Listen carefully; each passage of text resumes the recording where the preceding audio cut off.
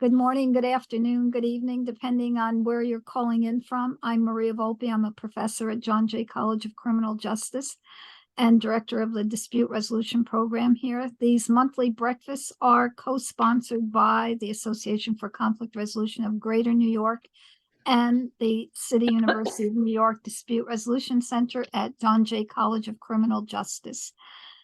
Today is our 269th breakfast since April 2020, when we pivoted from the in-person breakfast that I started after 9/11 to this forum. All of these breakfasts are recorded. The recordings are posted on the following two websites, www.acr-gny.org. If you go to the website, you'll see a recording message on the upper right-hand corner. All of the recordings since April 2020 are there, and we will soon be posting them on the CUNY Dispute Resolution Center's website as soon as our construction is completed. Each month, these breakfasts are put together by a wonderful committee, including Matthew Latimer, Nikki Borofsky, Emily Skinner, and Chloe Choi. Before we introduce our speaker, and Nikki will be doing that, I want to turn this over to Emily Skinner, who's the president of ACR-GNY, who will make a brief message about the Mediation Settlement Day events coming up. Emily? Thank you, Maria. Good morning, everybody. I'm Emily Skinner, the president of ACR-GNY, and I want to take a second and invite everybody to our Mediation Settlement Day celebration next week. It's on Wednesday, November 8th at 6 p.m. It's a virtual free event, and so love for everybody to join us. And at Mediation Settlement Day this year, our theme is supported decision-making, and we're honoring Kristen Booth Glenn with the Chuck Newman Award this year, and so it'll be a really amazing event. We also have presidents from some of the other sister chapters here from Houston, also from Florida, and from ACR, ACR National, to also participate in the event. So really would invite everybody to join us. And also our nominations are opening up to join the ACR-GNY board. And so we have 2 seats that are opening up this year. And so nominations are open, and I will share the link in the chat so you could read more. It's a great opportunity to join an amazing group of leaders who are committed to this field. And also we have a lot of fun. So I will share that link in the chat. And if you have any questions, feel free to send me a message. Thank you. And you're putting your email in the chat, right, Emily? That way people can connect with you. Thank you so much. Yes, those are really important events for us to participate in. I'm now going to turn this over to Nikki Borofsky, who is going to introduce Susan Podziba, who I've known for years. So looking forward to hearing your comments, Susan, about a most important area. How do we deal with conflict in this complex space that we often find ourselves, particularly public policy type issues? So thank you so much for being with us, and take it away, Nikki. Thank you so much, Maria. It's really a great honor to be able to introduce Susan Podziba, who's going to speak to us today about process design, reflections on mediation infrastructure. Again, I'm going to minimize my introduction for somebody who could have a whole hour-and-a-half session just on her introduction alone. Susan is the principal at Podziba Policy Mediation, and through that outfit, she has been at the forefront of resolving complex issues for many, many years, over 3 decades. Her work involves collaborating with government leaders, stakeholders, civil society, the public, a whole list of really intense conflict stakeholders and really interesting people. She's worked with very prestigious and diverse organizations, including the U.S. Department of Commerce, Defense, Education, Labor, Health, Human Services, Housing, Urban Department, Interior, Transportation. She has worked with the EPA, the Senate, the U.S. Institute for Peace, the United Nations. where she is a listed mediator, no small feat, the World Bank, the British Council, and Negotiation and Strategies Institute in Jerusalem. She has just a wide range of credentials and experience. She's written 2 books, Civic Fusion, Mediating Polarized Public Disputes, which is really interesting. And I haven't read it. It's on my list now, though, and it should be on yours too. And Our City from Corruption to Participatory Democracy. Just to give you a highlight of the kinds of issues she's tackled, it ranges from climate change to oil spills to rebuilding Congress, to pandemic challenges, to process design for the Sudan National Economic Policy Dialogue, to abortion conflicts. So she's very well qualified to speak to our community today about her experiences in mediation design and process design, and how her really excellent thought and experience can inform the work we do. And I think it's important to say, you know, at this moment with an increase in conflicts and high tensions, we really need to listen to the well-researched and extensively practiced trailblazers like Susan. So Susan, I apologize. I know I didn't catch everything that you've done. That's amazing, but I hopefully piqued everybody's interest, so they will listen attentively and follow up to learn more about you after you present what you have today. So I just wanted to say you can talk about the format of what you like, but we encourage everybody to engage as we always do. And the structure that you have is kind of a short presentation with room for lots of questions. So I will hand it off to you. Everybody get their thinking caps on, and welcome so much. We are honored to have you here. Thank you so much, Nikki, for that very wonderful introduction. And thank you, Maria, for the invitation to be part of this breakfast series, which is just incredible. And I'm just thrilled to be a part of it. So thank you. I have just a few slides. I'm going to share my screen in just a minute. But as Nikki said, I'm going to show some slides just to give some background. Feel free to ask questions during the presentation, though I think I'll run through them fairly quickly and then really open up for our breakfast discussion, because that's how I understand the structure here. So I'm going to share my screen.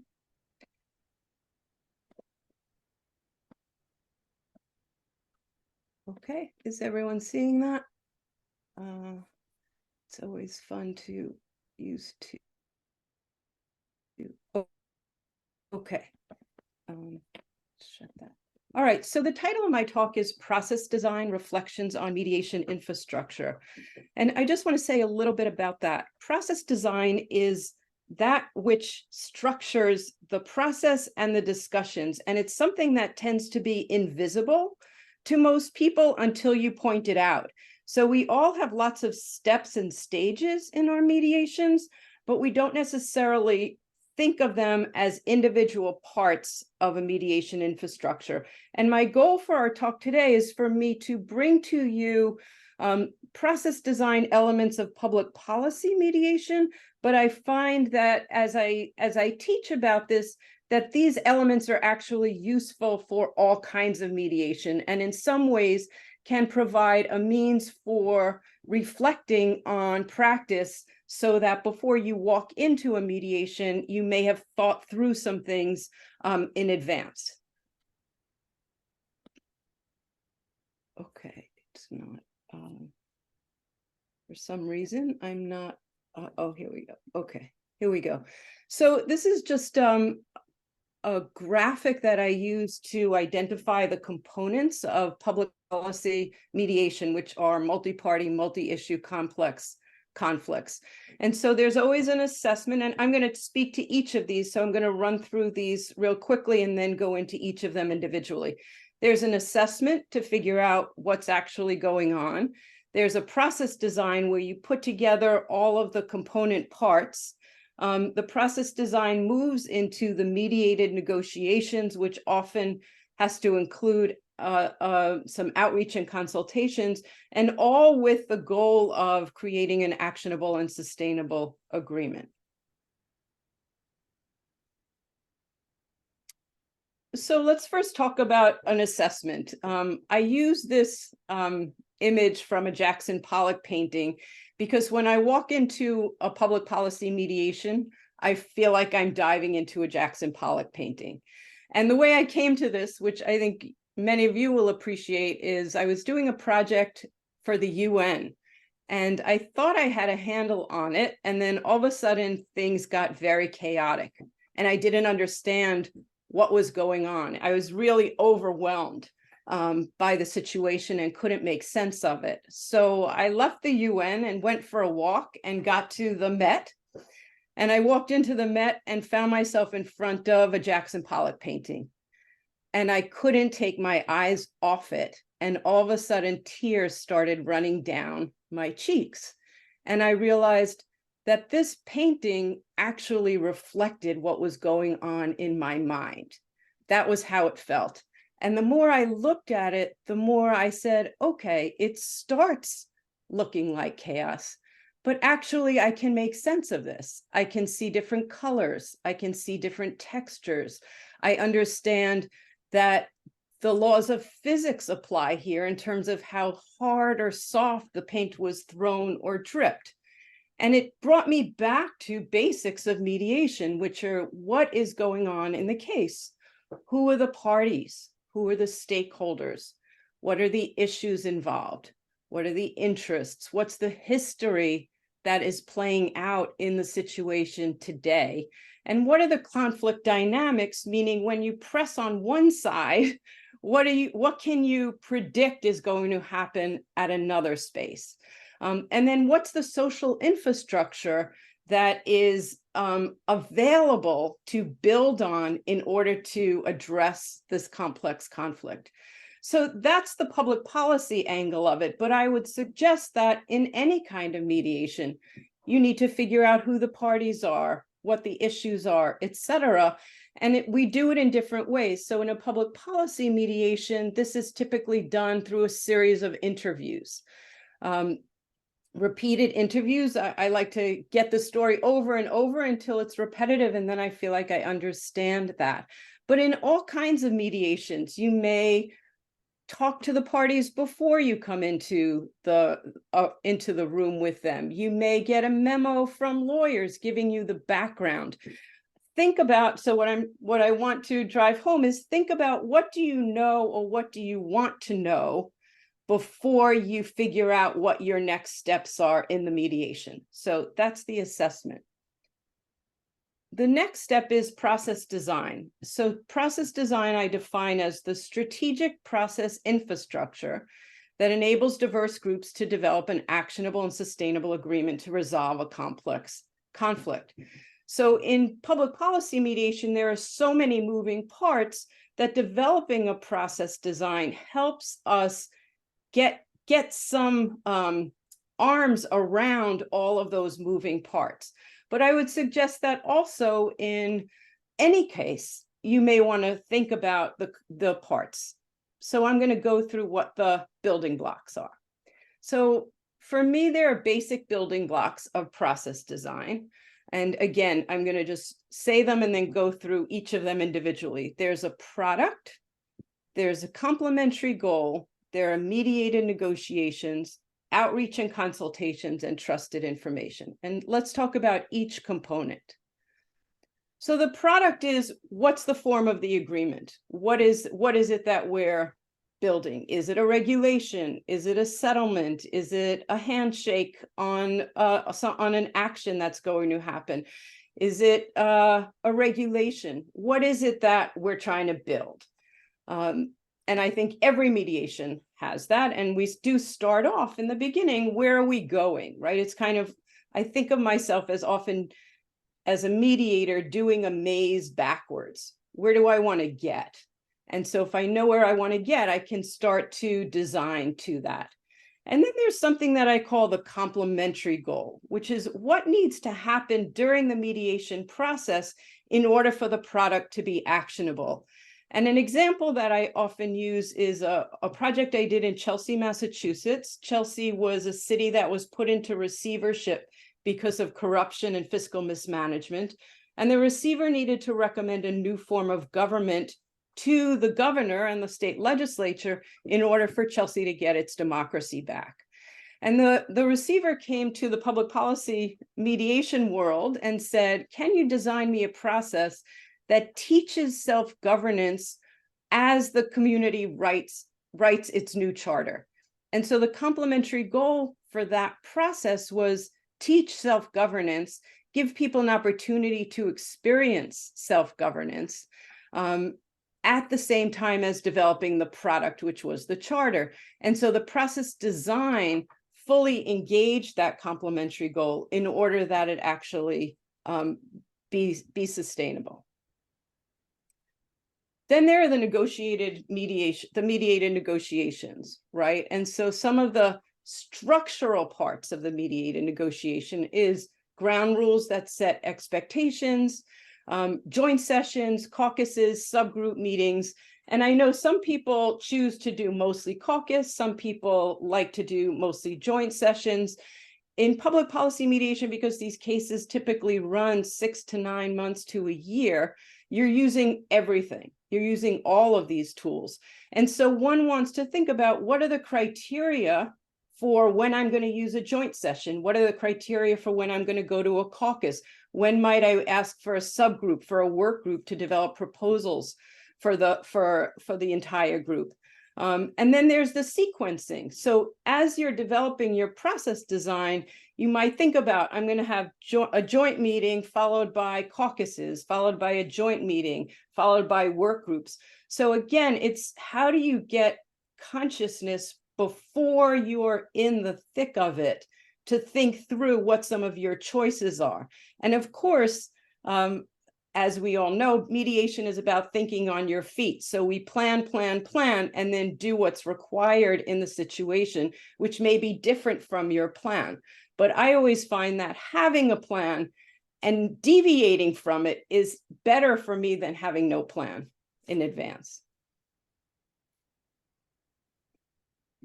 The next building block is outreach and consultations.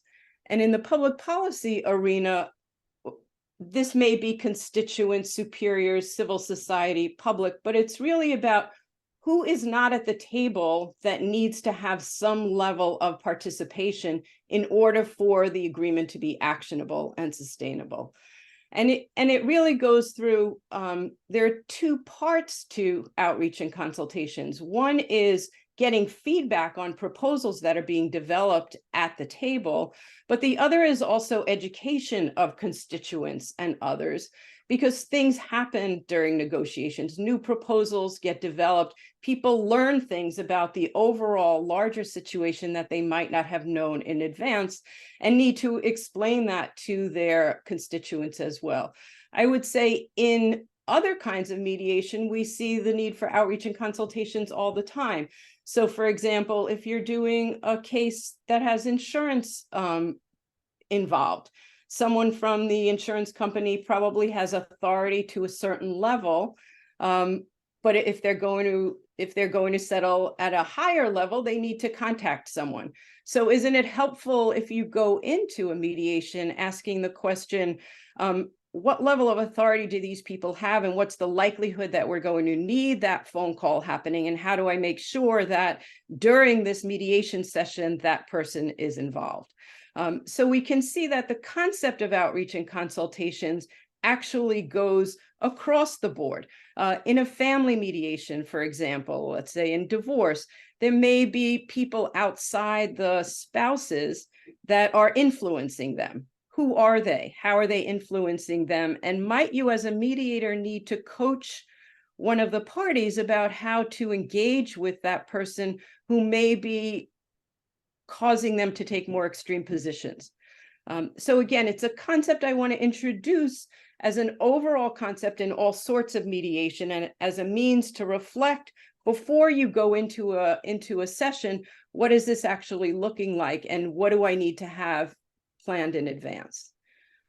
And finally, the last building block is trusted information, right? And again, in public policy mediation, there's also a situation where substantive expertise is needed, information is needed to support the negotiations.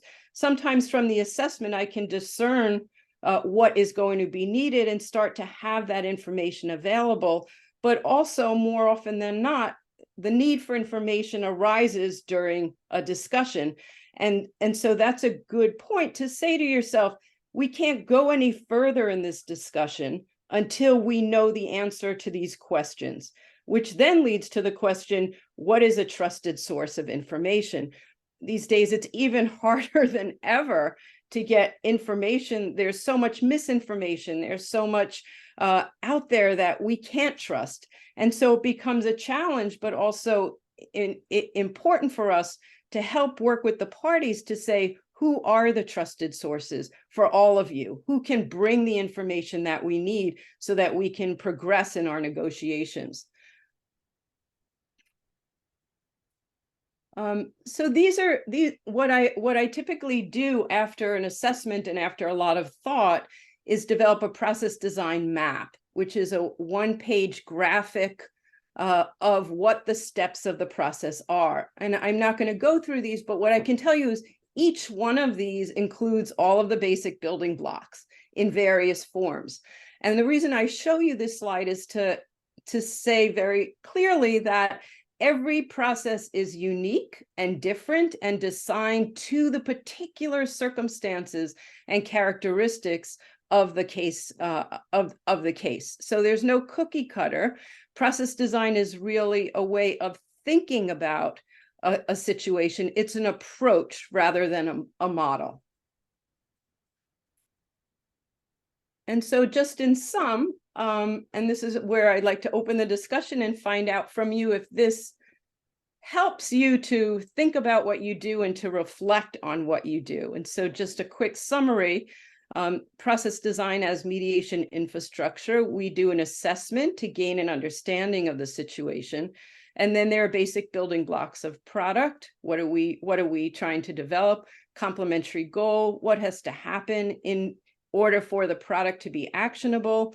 Mediated negotiations, what are the components? What are the different structures that we can use, from caucus to joint sessions to subgroups? How do we decide when to use each, and how do we sequence them? Outreach and consultation, which is who else needs to be at the table in order for the agreement to be who needs to participate even though they're not at the table, in order for the agreement to be actionable and sustainable. And then trusted information. How do we get information into the negotiations in order to progress on substantive issues?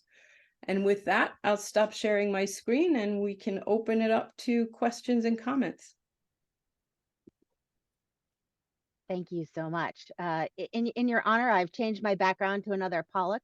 Thank you. I feel very at home now. And I think that anybody who's mediated can really appreciate the reference of finding order and beauty and solution amidst what seems like chaos. As everybody kind of thinks and gathers their questions, I wanted to just pose to you one of the first comments that I saw in the form of a question. And it's from Elizabeth Larson, who noted that identifying trusted sources is a mediation unto itself. And I wanted to get your thoughts on how approaches that you found successful, or tips or lessons that you have on figuring out who these trusted sources are, because often that's at the heart of the conflict, is a real disagreement on who is a trusted source. Right.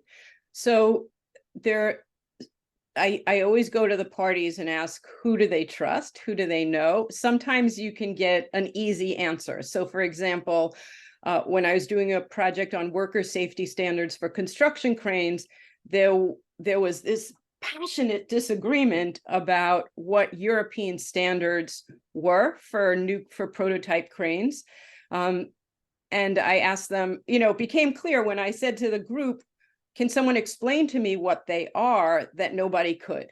And so then I asked, who is out there that could tell us? And we wound up bringing in the chief engineer of Liebherr Cranes from Germany to give a presentation, which he did, and then the conflict resolved. That's the easy case. In other cases where there are different perspectives, I will bring in a panel of people. So I don't try to find the answer. I try to find the range of answers. And then you have 3 different people answer the questions, and then you have the group ask them why they differ. They may be looking at the same data, and they may have differences of opinion about it. So then you can start getting at some of the assumptions beneath the data. So I always say, if you can find one person, that's great. If you can find an organization that creates information, for example, the National Civic League is very helpful for governance issues. But if you can't find one, then find 3, is kind of my suggestion. Excellent. And everybody should feel free to unmute or raise your hand and pop in. But another question that I wanted to draw from the comments is thinking about safety issues or difference in power when you're contemplating the process. One of our attendees noted that in domestic violence mediations or family mediations where there's a history of violence, this is a really important consideration. And I know you've worked on issues ranging from, civil war to more intimate kind of violence. Can you speak a little bit about how those kinds of concerns impact the process design? Yeah, I haven't worked in the area of domestic violence, and so I don't really want to offer suggestions about that, because that is there are people who are expert in that. I haven't worked in situations where generally there's a threat of violence. So I would just take my comments in the public policy context where there are what I call power differentials, but everyone's in bounds. In other words, we're a democracy, and the beauty of democracy is that we can have conflicts within our systems of conflict and be able to have deliberative discussions about those differences. So that's the context that I can answer that question in, as opposed to where there's violence, a history of violence or a threat of violence. So in the public policy arena, again, I use the term power differentials, because that's the reality. It's not a question of, I don't use power imbalances, because then that would suggest as a mediator that I'm obligated to balance that power, and I don't have power to give. So I talk about having 2 places of power. One is at the table. So at the table, there's an equivalence of power. Everyone at the table has an opportunity to speak, to persuade, to develop proposals, to develop caucuses. And I have responsibility to ensure that people feel safe fully participating. And I will take actions if there are people who seem to be intimidated from full participation at the table. And then there's the power outside the room. And the agreement, if it's going to be actionable and sustainable, is going to reflect those differences. And that's part of the reason for outreach and consultation, because you don't want to get in a situation where everyone around the table becomes really good friends and they make concessions that their constituents won't allow to survive outside of the room. So that's the way that I understand power differentials. I see a hand. Hi. You made a point about us being a democracy, and already I saw somebody in the chat offer a distinction to that.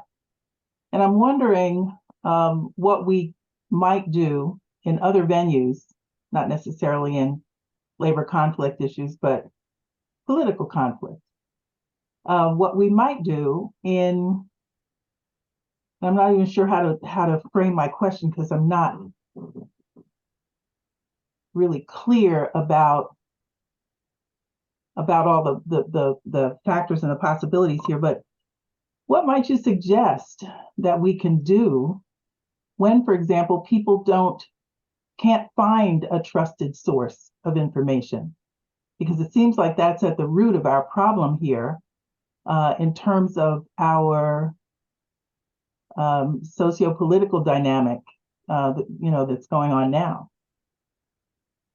What do we do when we can't find a true source of information, or we look at the same source of information and we say, no, that doesn't mean that. It doesn't mean what you think it means. It means what I think it means.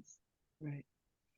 So I think that's the discussion. I think more and more I find myself when I'm stuck, that it just means I need to turn that question back to the people I have in the room discussing it. Right. So my limited context is when I'm mediating, right? There are bigger questions that are way outside the realm of mediation. But if I'm meeting, I'll just give you an example. I'm doing a project on climate change and forestry. And the result is meant to be rooted in science. And the scientists disagree. And so then you have some people saying, we need to agree on the fundamentals of the science before we can have further discussions. But we can't agree on the fundamentals of science. And so I was sitting there with the team that I'm working on with, trying to figure out how to resolve this. And I said, you know what? I'm not supposed to work this hard trying to think about this. I just turned the question to them, right? So then, so we had an agenda item that said, what's the science? Is there foundational science that we can use to resolve this? What is it? And if there isn't, then what do we do about it? So I think more and more in my later years, I'm turning those questions back to the people who are having the discussion, including the what do we do about this? If you disagree about this information and we can't find a trusted source or a panel of trusted sources, because in the science, in the case I was just referring to, the scientists who write the papers are at the table. Then what should we do? And it's, you know, again, I think as I get older, I keep being reminded that we're there to support them in reaching the agreement that they can and want to reach. It can't be on my back to figure out the solution. So I just turn it back to them. And it winds up initiating really interesting, productive conversation.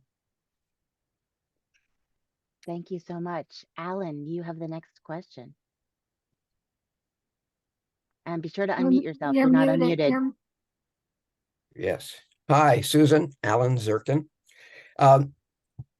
Couple of related questions, and they have to do with the selection of the participants at the beginning. And it relates to the question of power imbalance as well. So I'll share an anecdote and then ask you to comment on the general proposition. I was facilitating a process where a New York statewide environmental issue. And historically, environmental justice advocates were part of the environmental caucus, the environmental group. And you had business interests, government, stakeholders, et cetera, et cetera. And what I discovered during the assessment was how different the perspectives of the environmental justice people were from the environmentalists, mainstream environmentalists. And as a consequence, I made the two of them separate groups with equal representation, which empowered the environmental justice folks to feel like they had an equal stake rather than being an appendage to the environmental constituency. So there's obviously a point to that, but I wondered what you thought about how you decide who gets to participate and who does not at the table. Well, I think in your example, that's exactly right. When I negotiated rulemaking on brownfields regulations, we had, I think, two national environmental groups and 3 environmental justice advocates, and their interests are similar but not aligned. And interestingly, in that case, it turned out that the interests of the bankers and the environmental justice advocates aligned because they both wanted cleanups to the highest level for very different reasons, but they had a shared interest in that. So how does one figure out the interests, the representation? So from the assessment, I am talking to people and finding out who the interested groups are. And then in some cases, I'll make the suggestion, right? Here's what I think are the categories of stakeholders, and here's who I think should represent them. In every case, that will get tested, right? So it will get published in the Federal Register or in a local newspaper, and people will be asked, is there anyone on this list who represents you? Or if not, let us know and we'll add people. And then at a very first meeting, it's typical to do ground rules and then ask, is anyone in the public present who wants to nominate additional members because they don't feel represented by anyone? And then the committee itself will take up that case. Is there an additional interest or category of stakeholders that we missed? Sometimes I can't do that, right? So in Chelsea, for example, when I did the assessment and I spoke with 60 people in that case, I had 80 nominations for what we needed was a charter preparation team of about 18 people. And I didn't have the legitimacy or the credibility to make those determinations. So instead, what I did in that case was find 3 people that were very trusted in the city, develop with them criteria for who should be at the table, and they did the selection from that list of 80. And then we published that in the local paper and asked people to call in. And we did 3 rounds of adding people until we didn't get any more calls. And then we felt comfortable that we had put together the right set of negotiators. So here's the second related question. Suppose the issue had to do with oil companies, had to do with fuel sources, and that part of what might be on the table is to the complete detriment of one group of stakeholders, namely the oil companies. Have you thought about the implications of excluding a set of stakeholders because their interests are diametrically opposed to the premise of the process? So my goal is always an actionable and sustainable agreement. So I need to include all of the parties that can block an agreement. Yes. Or are going to be asked to do something to implement the agreement or are going to be affected by it. So that's pretty much how I determine whether it's not worth doing a whole lot of work and getting people to work hard. This is hard work for the stakeholders. It's emotional, it's challenging. So I definitely don't want to build an agreement that gets knocked out because I missed a party at the table. But I think I appreciate your questions, but there are other hands up, so I think I'm gonna move to some other questions. Thank you. Janice, I think you are up. It's lovely to see you here. Unmute yourself.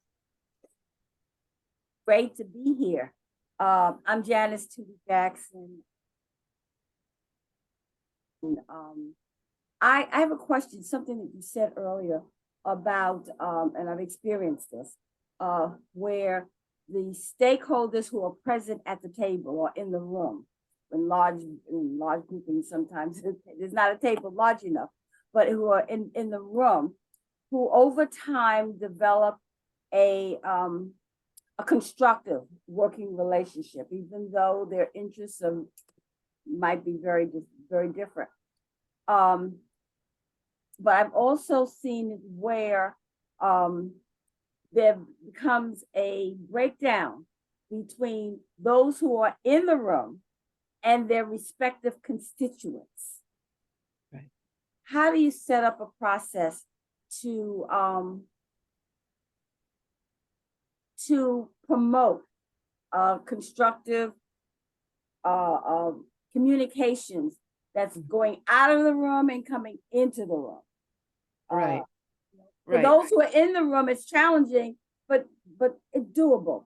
But when they have different constituents, and when the topics are highly charged, you know, kinds of things that I work on is policing community issues when there's been a police killing of killing of a community member and other things like that, even environmental things and land use, where you're talking about whole communities. What have you found to be most useful in promoting the communication that's constructive? Because I mean, I remember early in my career doing a land use project, and we finally, I mean, it took months and months, finally got a deal, only to have it break apart when the stakeholders in the room went back to their constituents, because they hadn't kept their constituents abreast of what was going on. So thank you for your question, and particularly the framing of it. I think the thing that really inspires me is when the group at the table connects and they wind up, you know, in my terms, achieving civic fusion. That's the title of my book, where they connect across their differences. That's what we're working towards, because then we know that there's a level of trust among them and a new understanding. And they need to be in touch with their constituents. So when I talked about outreach and consultation, that's where that's critical. And the question for me as a mediator is, what do I need to do relative to outreach and consultation? So if I'm working with an industry group, they may have their monthly conference call all set up beforehand. So they know that they're going to talk. The person who's representing them is going to be on the call, tell them what's happening, and bring them along. In communities, that's not as natural a stage. So that means as a mediator, I take it upon myself to say there are things I need to assist with in order for that two-way feedback to occur between the communities. So there, in the process design, I will have indicated points during the process where there'll be maybe a series of community meetings. And I might train, in Chelsea, for example, I trained facilitators from the community to run the community meetings. I designed the community meeting, and I had feedback sheets so they could bring the feedback sheets back and we could bring them to the group, so that the group now understands what's happening in response to what they're developing. And when you have that group that has developed the level of trust, they start to see the situation as a joint problem. It's like, okay, so Joe has gotten this feedback and he can't live, his group can't live with what we've come up with. How are we going to revise it so that he can go back to his community and say, here's what's possible? So there may be series of meetings. It may be inviting people from the community to observe the meeting, to give public comment during the meeting. So there's lots of different mechanisms that can be created, again, in line with what the situation is. But I think what you're pointing to is correct, that during the process at various points, it's critical that outreach and consultation occur so that you don't wind up after a lengthy, difficult, seemingly successful process that isn't actionable. Thank you very much. Thank you. Joe, you have your hand up. Are you able to turn on your hand on your camera, or at least unmute yourself to ask your question? Great. Yes, hi. Hi, Susan. Joe Siegel from EPA. It's good to see you. Thank you so much for sharing your wisdom with us today. And I have a question. I'm really intrigued by the process design map and how you use it. Do you use it just for yourself, or do you share it with the parties as a way of maybe having some early collaborative engagement among them? How do you use it? Totally use it with the parties.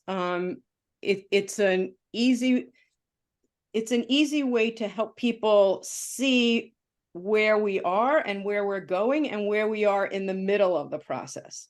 right? So, and it's also a way to generate credibility with the group, because you do what you said you were going to do, and you revise it as you need to. So if there's something in the map, in the process design illustrated in the graphic that isn't working, you can talk to them. They have something physical to look at and say, these meetings aren't being well attended.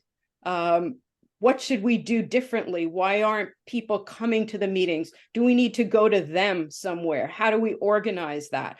So it's a very useful tool for groups, because process is abstract. Most people don't like talking about process, only strange people like us do.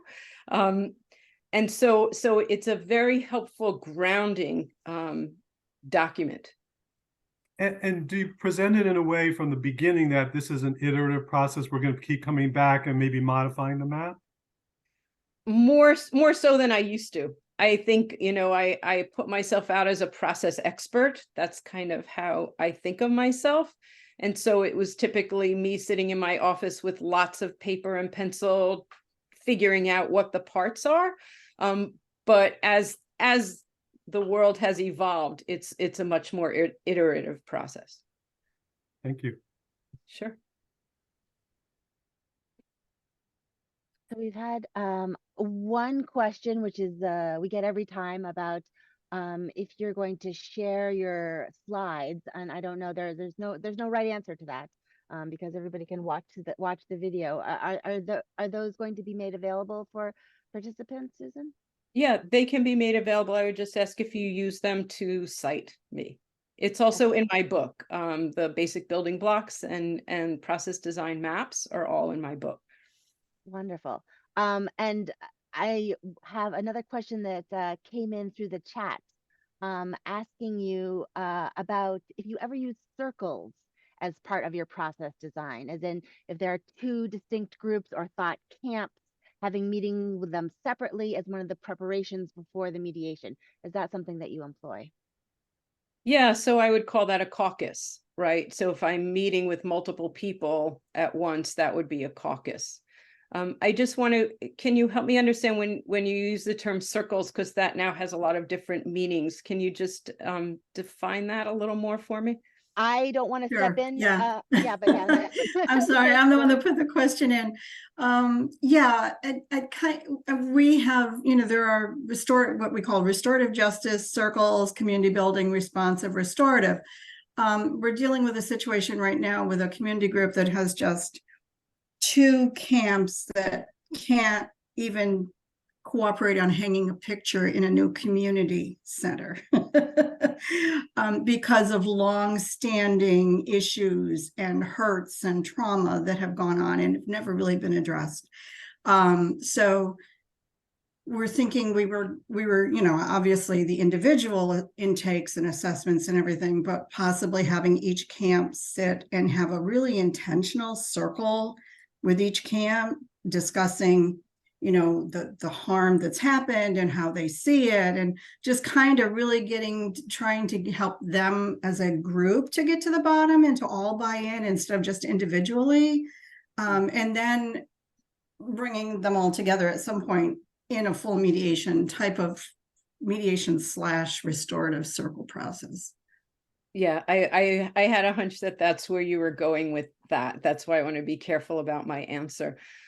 I'm not trained in restorative justice. I'm very fascinated by it. I have a great respect for it. I think it is part of the evolution of the mediation world. People are starting to talk about restorative mediation. And so I would be fascinated to know how that works. I think in the past we might have thought, we'll meet with the community, with each community separately in a caucus, but I'm not sure in the past I would have thought about how to create the healing that might be necessary. So I think that is a next step in where mediation can go.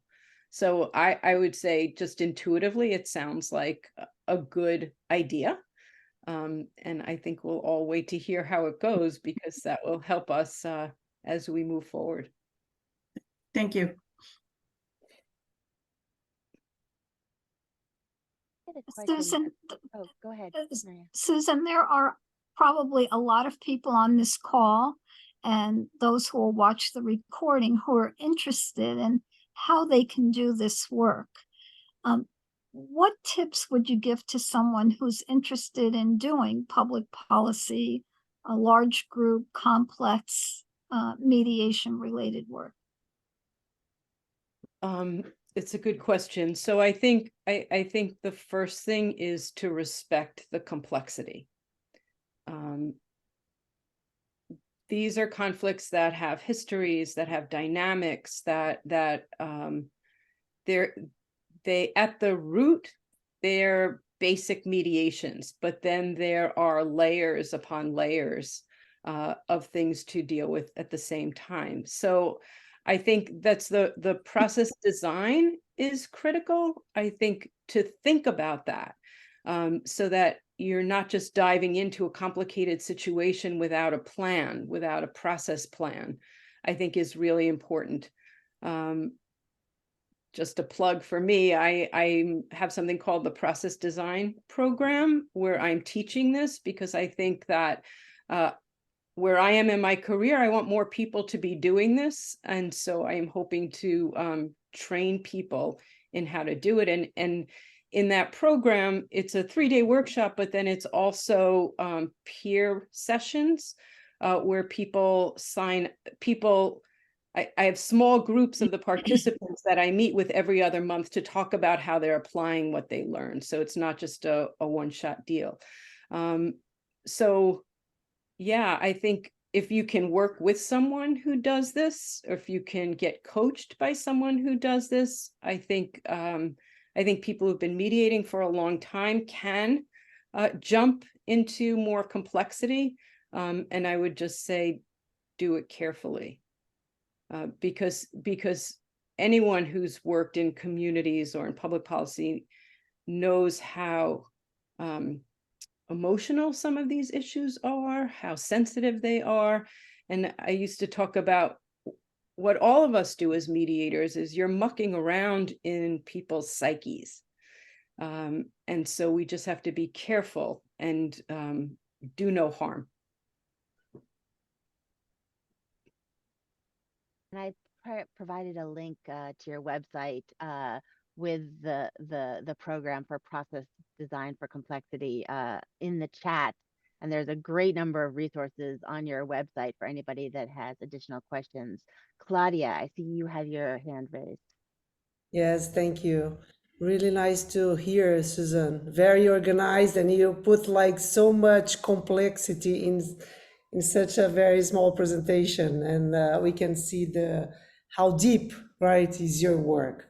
So I'm curious to know how you use technology in your work. It's a good question. Not as much as I should. AI is a whole new world. I haven't integrated that at all. A lot of the work has been done now virtually. My preference is always to have people in the room face to face, because something happens in the room that just can't happen online. You know, I guess I'm a little old school on that, you know, here we are in our own little boxes. And what I really want to have happen in the room is for people to blur with each other as opposed to be so defined individually. I think that technology is really good for assessments, for interviews. I think one of the ways that we started using it is when you have a draft of something, a Google Doc is great. So you can have everybody. I used to get comments from everyone and then have to revise something. Now I can throw up a Google Doc, let everybody put their comments on it, and then bring that commented version to a meeting and then work through the document that way. Also, the use of surveys, Google Forms for getting information. You can do Google Forms, and Google analyzes the data for you, and that's really helpful. It synthesizes the data for you. So that's another way that I've been using it. I also, it doesn't exist anymore, so I have to move to another place, but Google Jamboard is also wonderful for process design, for getting people to work together on a process design, because you could use all the Post-its and have, you know, who are the parties, and just everyone puts up their Post-its, and then you can look at that together. What are the issues? And everyone looks at that together. There is something called Miro, which is also kind of a graphics package. So I've started using that as well. But I do feel like there's probably a lot more that I should be doing, but I need to learn more about that. I'm interested in AI. I think that probably will help a lot, for example, with meeting summaries and, all of the hard thinking, synthesizing work that I do. I think AI may give me a first draft that I can then revise. Thank you, Susan. In that spirit, Susan, how did the COVID pandemic affect the work that you're doing? Since it sounds like most of it is in person, but when we were restricted, how did that impact the kind of work that you do? Yeah, that was really hard for me. I was in the middle of a couple of cases at the time that went to a virtual scenario, and one of them that was particularly an environmental justice case really went south. I mean, it was just I didn't know how to manage it online. So that was a failure in that case. I think we would have had more of a chance if we were in person, but that it didn't work out. But then I moved to doing a lot of cases online. I was doing a lot of tribal cases during the pandemic. I've never met the people in person at all, never saw their faces, because not everybody has enough Wi-Fi to be bandwidth to be able to do video. So I guess I could say I managed, but I didn't like it. Like, I think there are some people who are very happy with virtual. It's time saving, it's less travel. I think what keeps coming to my mind is that if mediation was all virtual, I wouldn't have self-selected into this profession. Because for me, it's about relationships. I love traveling. I love going to places to meet people in their environments, because it gives me a lot of information. I feel like one of my skill sets is to be able to read the room, to feel the energies across people, to know who to call on in the room, because I can see them thinking. And so for me, the virtual platform is kind of like working with one hand tied behind my back. And I'm pleased that post-COVID, most of my cases are in person again. So I'm very happy with that. Thank you. I think that's one of the great skills of mediators, doing everything with one hand tied behind the back, in high heels, backwards, like Ginger. I just had a general question about how you came to and settled on the concept of civic fusion. I feel like we're in a moment of fission that produces a lot of energy and leaves a lot of radioactive waste. And I was wondering if you could explain how you came to that concept and how you see it underpinning the process of the design of a process. Thanks for that question. So one of the projects I did was to facilitate secret dialogues among pro-life and pro-choice leaders in Massachusetts after we had 2 women killed at women's health clinics in Brookline, in my town.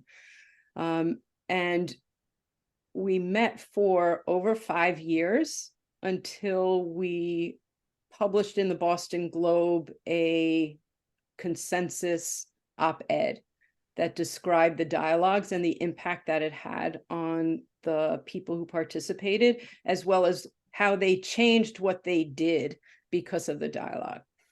What happened during those sessions is there was the deepest of connections among, we were 8 women, Laura Chazen from the Public Conversations Project and I designed and facilitated these talks. with 3 women who were pro-life and 3 women who are pro-choice. And the connection between them, among them, was so powerful. And it was across a gap that couldn't be filled. And that gap was painful to them. And the more we talked about their differences, when does life begin? Does a woman have a right to terminate a pregnancy?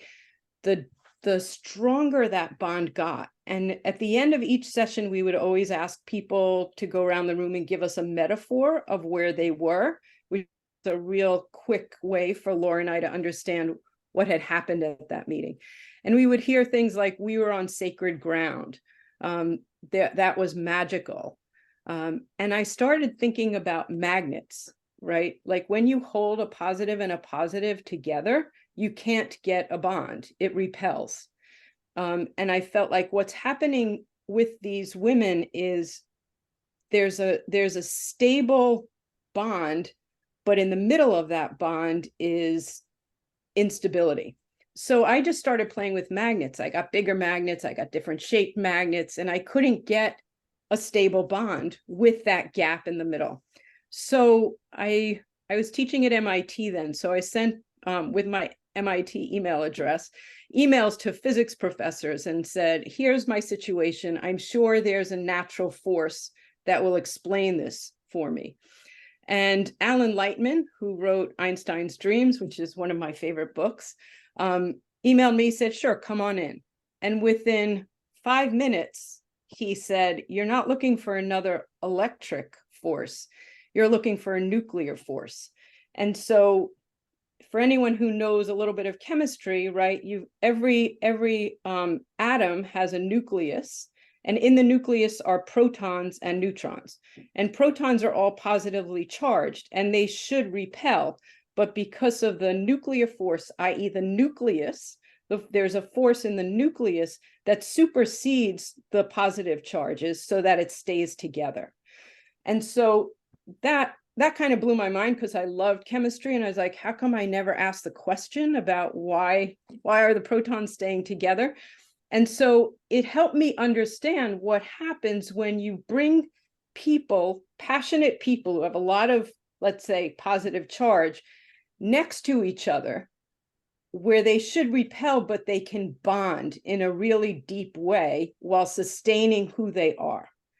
And so then it took me 8 years to be sitting in my office where I sit right now. And I was like, fusion, because that's the fusion process, civil fusion, civic fusion. And I was like, that's it. And then I finished the book proposal and wrote the book in a year after literally 8 years of thought.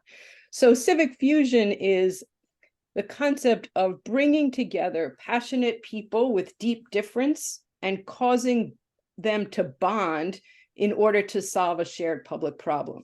And the critical thing, I think, of what I brought to the party in a way is it's not about searching for common ground. It's about identifying difference and learning respect for difference and holding those differences as you work together to solve the shared public problem. Thank you. I think that's truly, truly inspiring. I really love the way that you're reframing the notion of right or wrong or harmony or dissonance. I think, it's depicted in jazz, it's depicted in the Jackson Pollock of bringing people in conflict to a space of understanding how, their thoughts can be seen together moving forward in something that's better than the space where they're at right now. I was wondering if you had any thoughts, given all of the rising conflict, both in the political realm and on the global scale. You've worked internationally, and also I have a personal question. It says every time I've heard one of your speeches, you've worked in 49 states. I'm wondering what the outlier is, and if you visited it yet. So that's my sub question. But also if you could just speak to the kind of social and global moment that we're living in now, and how you think the process design can help to address some of these bigger issues we're facing. So I'll take the easier question first. My 50th state was North Dakota, and I actually had to have a project with Standing Rock Sioux Tribe. And so I actually got to North Dakota. It was very exciting for me. I was taking pictures of myself at the airport to just say, I finally got my 50th state. People were telling me to just go there, and that's not how I wanted it to be. So I was just thrilled to finish that. Wow. So the question of what's going on now, I think, there's no easy answer. I'm in a couple of different groups of mediators that meet online to talk about, and we always ask ourselves, what should we be doing? How do we understand the situation? I think I don't know. In terms of, I'll take the American case, right? That's where we are. The polarization is really, it's beyond anything mediators, I think, can fix. I think social media and misinformation and the benefit, there's political benefit to division in some people's minds. And I think we're all experiencing that. And at some point, we have to get tired of it. And maybe we're getting to that point where being in a silo with like-minded people at some point should just get boring and exhausting. And so I have to say, I think, in my opinion, I think Joe Biden is really quite amazing in his commitment to bipartisanship, in his understanding and empathy across the board. And so I think he is modeling something that gives me some hope.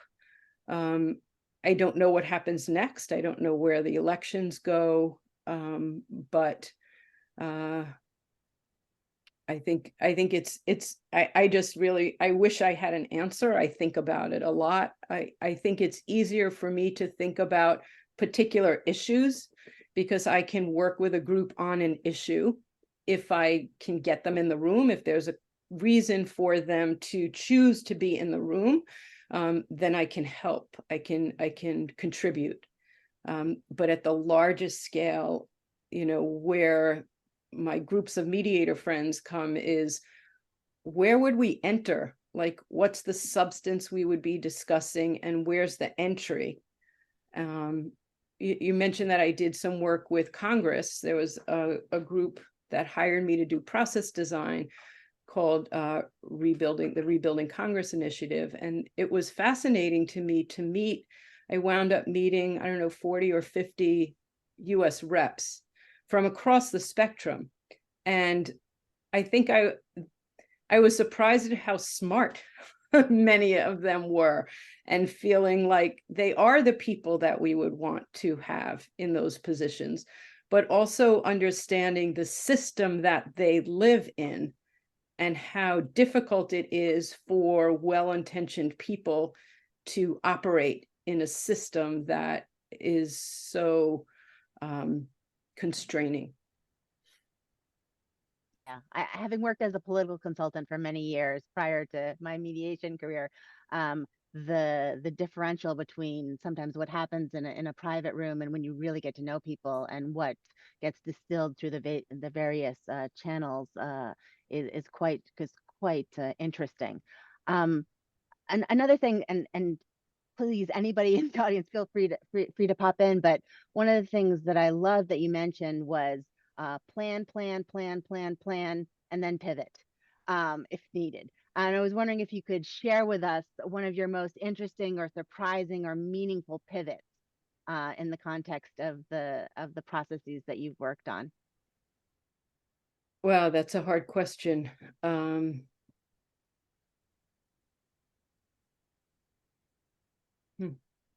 I'd have to think about that some more. I think because everything is so fluid, I don't necessarily say to myself now, okay, that's a big change.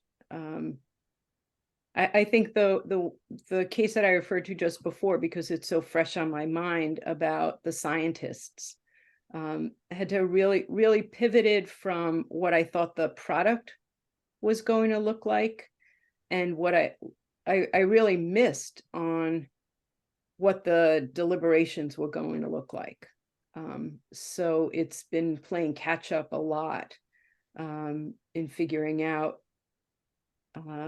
how to move in that. Like I made an assumption of a level of rationality.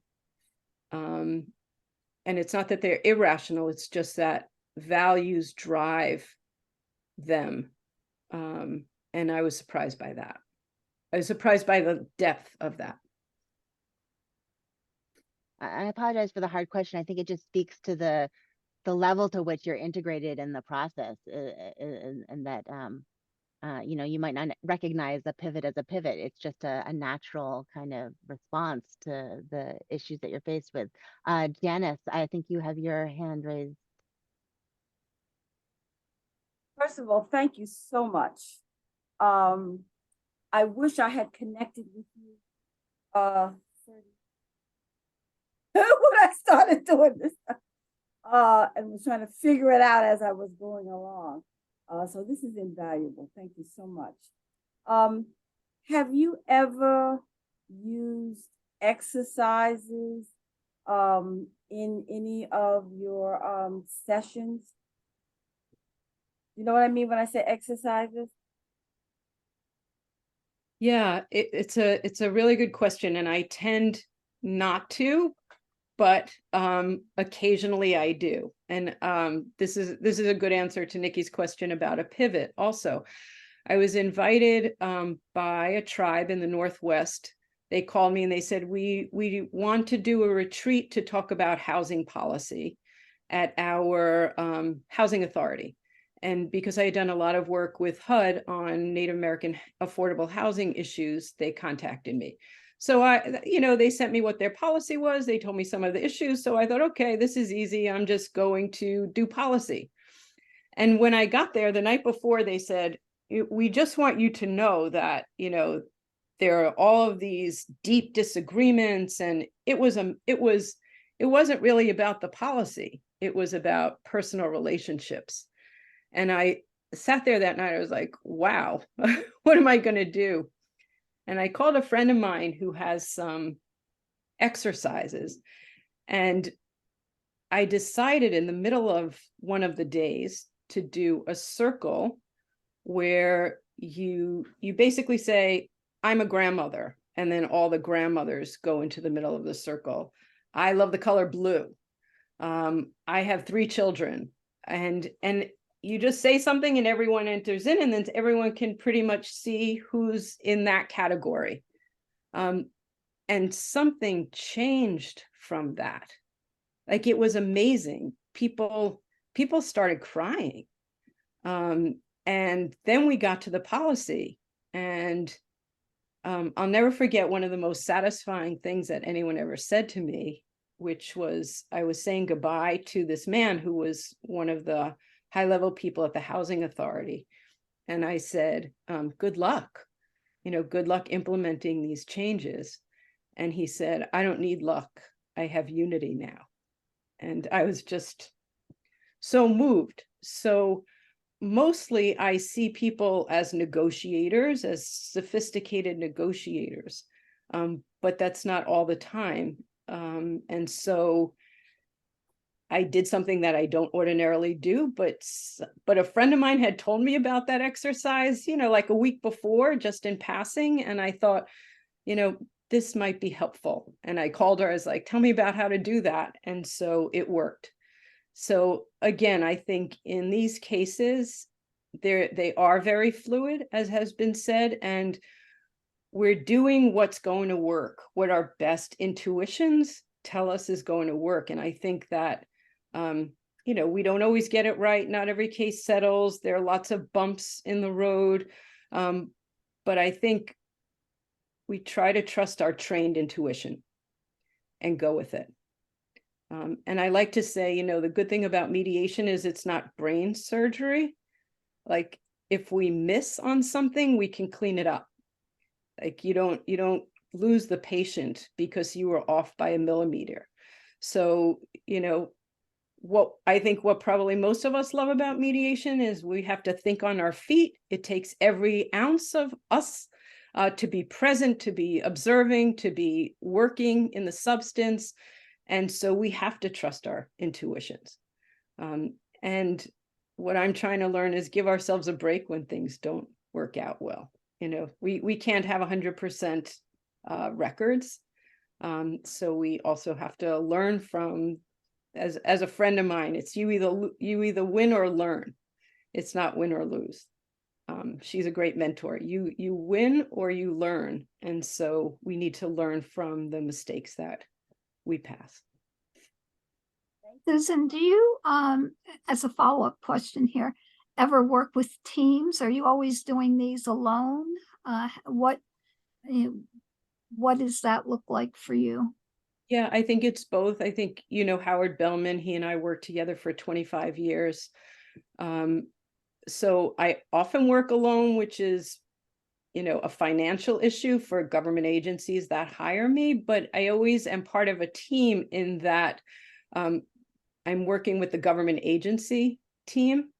And sometimes I can bring people on to work with me. It often is a budget issue. Right.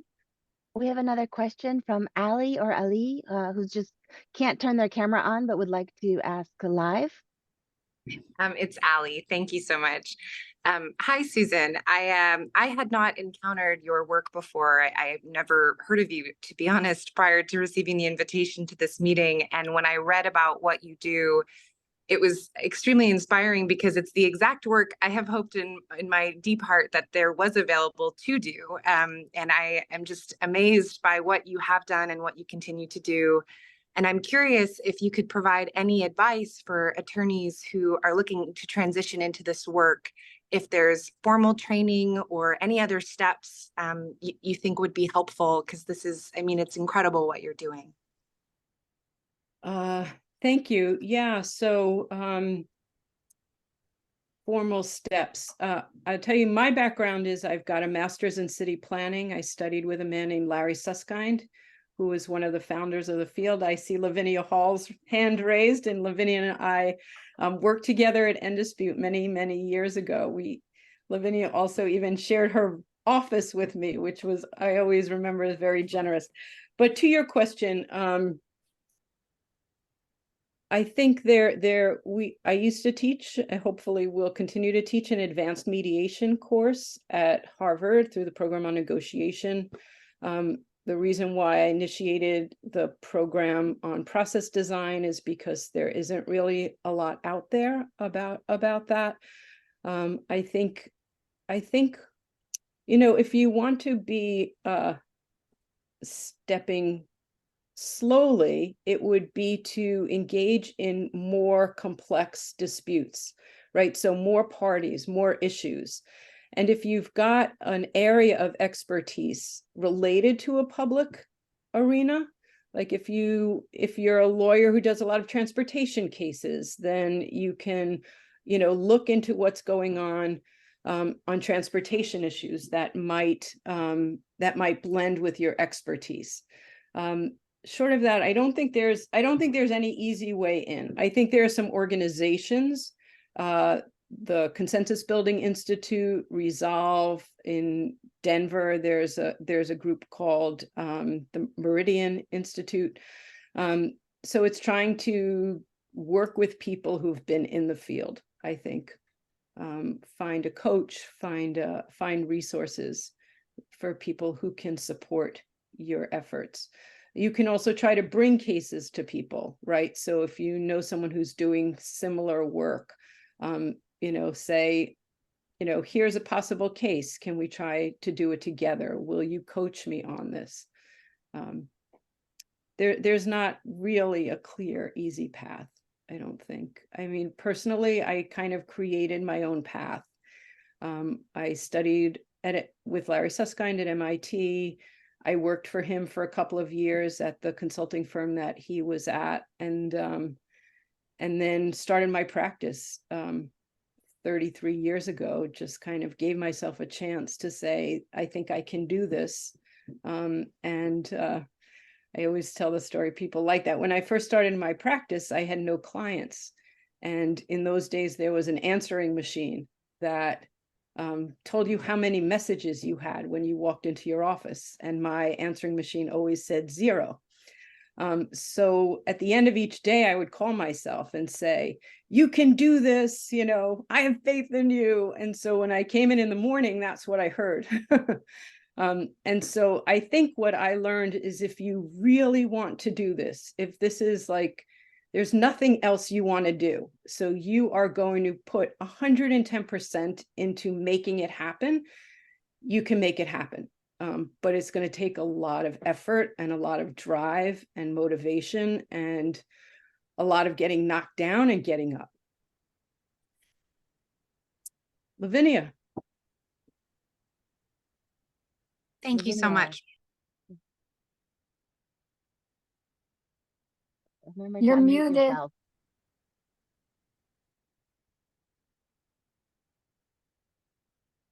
You're still muted.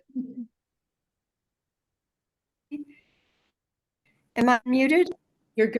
Yeah. Okay, Can you hear me now? yes, Okay. Hi, you can hear me now? My question really, Susan, from a long time ago, early in your work, which I thought was very important, was the way you worked on distinguishing what people want versus what they need. And in reading Civic Fusion and hearing about things you worked on over the years, talking to occasionally, I wonder how you would reflect back on that now in terms of the kind of assessments you do, and maybe during the process how the goal might change of what kind of sustainable agreement you're going to get. And I think at the time we were talking about it in terms of international issues, but any way you'd want to apply it to Congress, to BlackRock, Standing Rock, whatever would make sense. I'd love to hear your views of how that's changed in your long career. Sure. So that takes me back to the very earliest days when Getting to Yes came out and said there are interests behind positions, right? So we often, from the very earliest days, people would say, this is what I want, right? And they have an idea about how to solve the situation that unfortunately only reflected their positions. So I think the evolution of my thinking on that is that what people need often is a resolution, right? Like that's always the question. You're entering into this mediation because you want to resolve the situation. And so part of resolving the situation becomes a question of what is possible. And I think in the best cases, what I hope is happening is that what is possible is newly understood after being in deliberative discussion with the other parties. So I don't, people will tell me what they want, and I will, kind of ask a lot of questions to understand why they want that, what's behind it, what the history is of how they tried to get that. But for me, the ideal is innovation in the room. And that happens. I've seen that happen when civic fusion occurs, when people bond, and therefore they're in what I would call a problem-solving mode instead of even a negotiation, right? It's like, okay, we understand all of these different perspectives. We like everybody in the room, and how are we going to get this done? And that's where the innovation happens, because it's a bit of a pressure cooker, right? You're blocked in by multiple perspectives, and things start squeezing out. And it's not anything that anyone on their own would have been able to come up with, because it's a result of the discussions that happen in the context of pressure, I would say. So the change, really, that it's come to be a change, and as you were saying with nuclei and all, what really has moved in that process, and then you get to the agreement. Yeah, and very interesting. Thank you. Yeah, I think Laura Chazen used to have a mug that said shifts happen, SHIFTS. Yeah. Shifts happen. And I think that's what I think happened, is that people become able to take in new information. They don't give up, they don't change in terms of what their interests are, but they shift in their ability to understand that they're part of a larger system of interests. Yeah, good. Thank you. So good to see you, Lavinia. You too. You too. Not for shameless marketing, but I just popped in an Etsy link to a Shift Happen coffee mug if anybody needs to have a smile, in addition to this wonderfully inspirational conversation that we've had today. Maria, I wanted to see if you had some final questions or final notes before handing it off to Susan for any comments.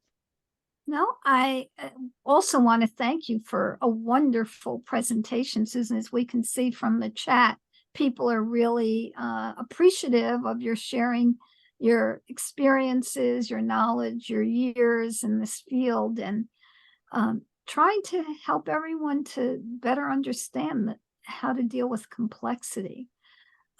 A general announcement to everyone: next month, Deborah Hamilton will talk about the mediation of pets, pet-related conflicts. And in January, Michael Lang and Zafnat Peleg Baker will talk about reflective practice. So we look forward to seeing everyone every month, the first Thursday of the month. If you're not on the listserv, please send me your name. I'll be happy to put you on. I'll put my email in the chat. For now, I think we are ready to adjourn. We're just about at that moment, 10 o'clock, when we turn off the recording.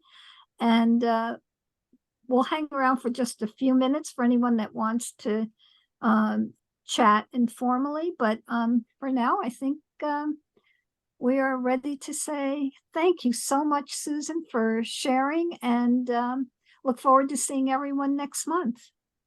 Thank you so much. The sound of one hand clapping on Zoom. But Susan, if you get a chance to review the chat, you'll see all of the love and thanks and appreciation and inspiration that you've generated, and the lineup of people that are going to read your books and sign up for your course. I wanted to give you just a last moment for any resources or continuing information, ways for people to contact you, and a closing remark before we turn off the recording. Yeah, so you can contact me via my website, or my email is susan@podziba.com. I just want to thank you for the invitation. Thank you for the questions, particularly the challenging questions, because that helps further my thinking. There's all this inside me that I don't necessarily articulate to myself, and your questions help me do that. So thank you very much. Wonderful. Thank you to everybody for joining. We're going to stop the official recording now.